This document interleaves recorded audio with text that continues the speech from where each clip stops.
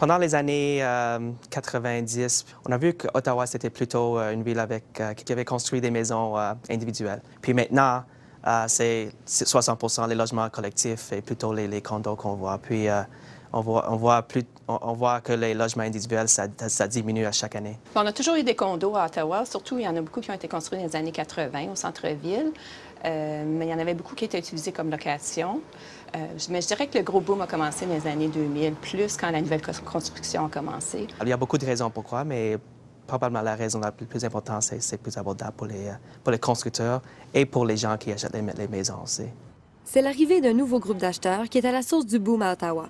La stabilité du marché du travail et les salaires moyens élevés, jumelés au bas taux d'intérêt des dernières années, incitent les jeunes professionnels à devenir propriétaires. Et ce jeune groupe d'acheteurs est loin de vouloir s'établir dans les banlieues plus familiales. Si tu vas payer un loyer, c'est aussi bien de t'acheter un condo. C'est tout à toi. Tu peux faire ce que tu veux dedans, puis tu te sens vraiment à la maison. Souvent, ils sont très occupés, ils ont une grande vie sociale, ils travaillent. Souvent, ce sont des jeunes qui commencent un travail. Donc, ils travaillent de longues heures. Ils ne veulent vraiment pas entretenir une propriété. Ils ne veulent pas passer leur temps à faire la navette là, des banlieues au centre-ville. Donc, il n'y a pas d'entretien. 5 minutes de marche au travail et leur vie sociale est là. C'est de la place à être, là. Tu peux... Moi, je suis vraiment proche de Bank. Il y a plein de magasins. Tu peux avoir n'importe quel magasin que tu veux. Tu peux prendre ta bicyclette, aller sur les parkways, aller proche du canal.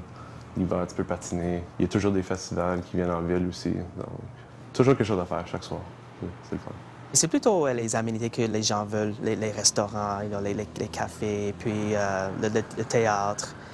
Ils sont vraiment intéressés à avoir une expérience. C'est pas seulement le condo, mais l'expérience du condo au centre-ville qu'ils veulent avoir maintenant.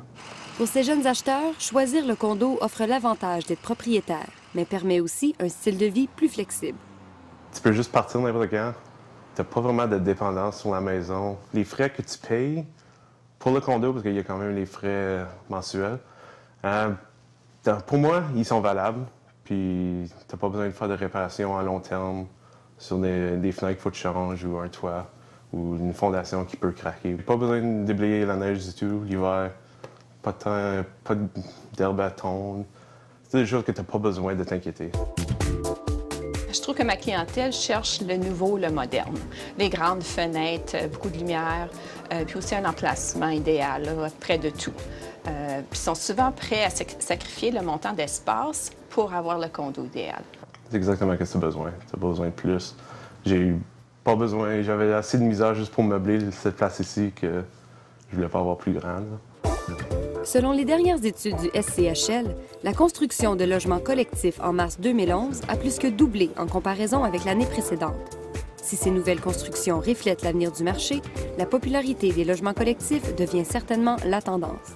On prévoit que les constructeurs vont construire à peu près 1500 condos ici à Ottawa. C'est à peu près le même chiffre qu'on a vu l'année dernière, puis l'année 2009. Les constructeurs ici à Ottawa, ils ne bâtissent pas leurs maisons sur spéculation. Alors, ce n'est pas spéculatif du tout. Ils pensent que le marché, ça va continuer à être stable. Encore, quand on a un nouveau lancement d'un projet, on a des gens qui attendent à la porte pour acheter, pour être les premiers acheteurs. Donc, ça nous indique qu'il y a quand même une grande demande. Puis, si on regarde le marché actuel, qu'est-ce qui est à vendre maintenant sur le marché? Je trouve que ça ne reste pas longtemps. Ils se vendent assez facilement, assez vite. Donc, on voit qu'il y a toujours la demande. On n'a pas un surplus sur le marché. Donc, quand on va voir un surplus sur le marché en revente, on va voir peut-être que le boom a cessé un peu. Mais jusqu'à maintenant, tout va bien.